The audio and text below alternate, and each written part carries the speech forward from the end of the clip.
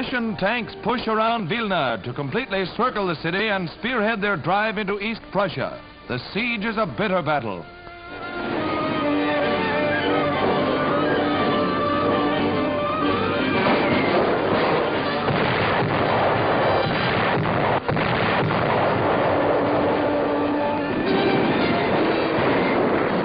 It was 5 days before the Russians were able to clear the last Germans from the town.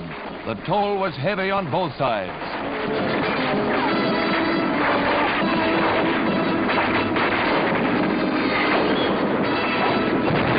Advance patrols met stiff resistance from snipers. Some buildings were bricked up with only slots left in the windows for last stand Germans.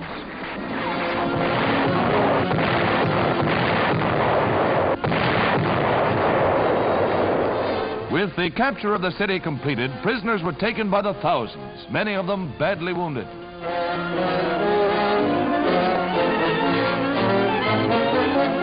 In this trap, the Germans lost uncounted equipment and troops and sealed their fate on the Eastern Front. With 35,000 Germans killed and more than 25,000 captured in this area, it was one of the decisive battles of the war.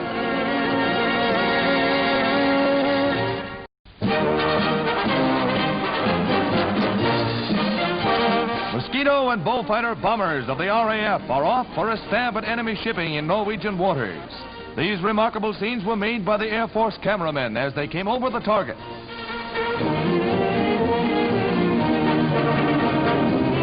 The ships throw back heavy flak as the planes dive down from 5,000 feet for the attack.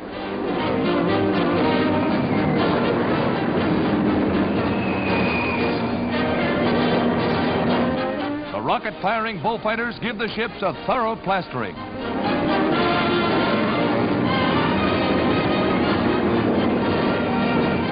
On this mission, the RAF accounted for 6 ships loaded with vital war supplies for the Nazis. They had to run a gauntlet of heavy anti-aircraft fire from the snow-capped mountains surrounding the fjords, as well as from the ships themselves. But they have the pride of accomplishment in a job well done.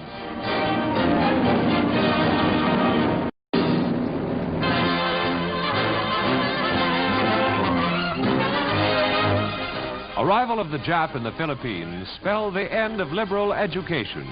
English and all things Occidental were barred. But now Leyte school children are re-entering the portals of free institutions of learning. Once again, uncensored information finds its way into their hands. The knowledge of the world, not the propaganda of Nippon. And here's a new wrinkle in school buses, the Jeep of all trades.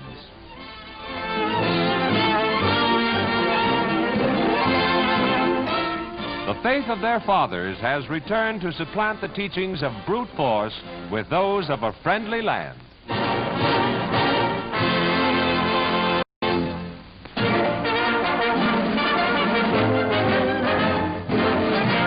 Members of the motion picture industry mobilized for the war on infantile paralysis.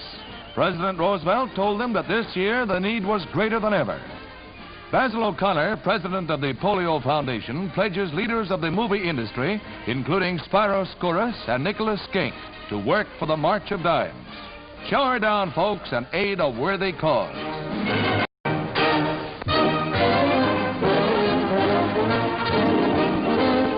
Mrs. Carlotta Oppenheimer typifies the war spirit of Britain's womanhood.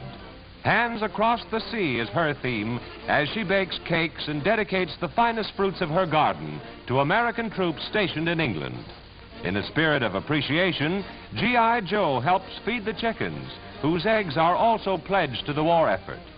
In the snug comfort of the Oppenheimer kitchen, a toast to their hostess.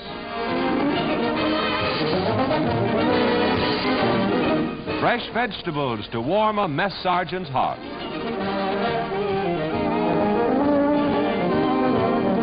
A load of good cheer for the Yanks from an English Lady Bountiful.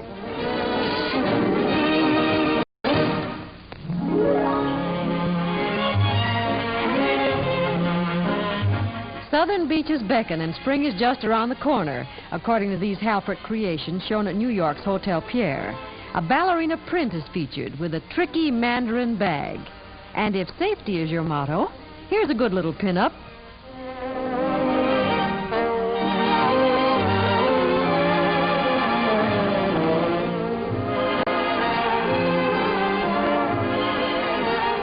Are you seeing your best beau?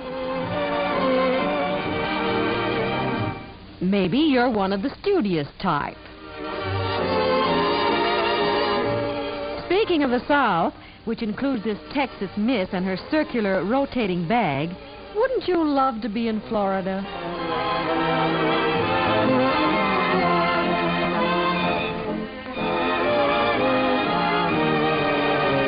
The Greeks had a word for it. Our word for it is simply darling.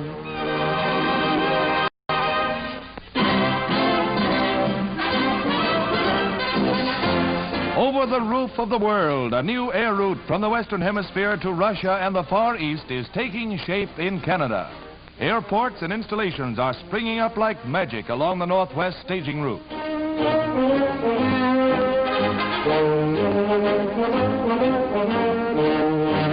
Over some of the world's most forbidding terrain, this shortcut to the Orient is dotted with U.S.-built oil refineries to supply fuel for the route.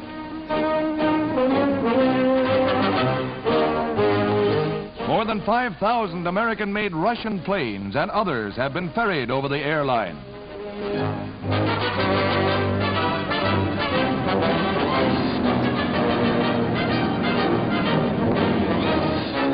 Russian flyers have become as familiar as Americans and Canadians with the airway.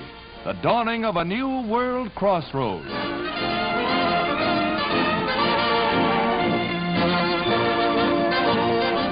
The air lane was pioneered by Americans and Canadians, and $39 million of the cost will be repaid by Canada, along with free use of facilities to the U.S.